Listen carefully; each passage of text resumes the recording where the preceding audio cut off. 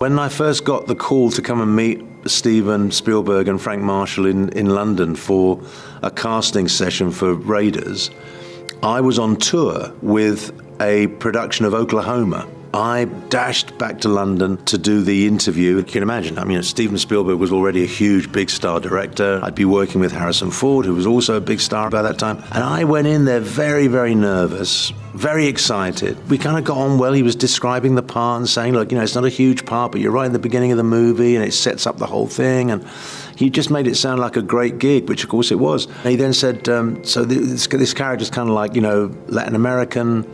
How do you feel about that? And I said, oh, that's good. And, my dad's Spanish. I was trying to make him feel like I was the only person who could play this part. Then it was like, oh, well, thanks for coming in, handshakes. And as I was leaving, Steven just said, oh, Alfred, by the way, you don't have a thing about spiders, do you?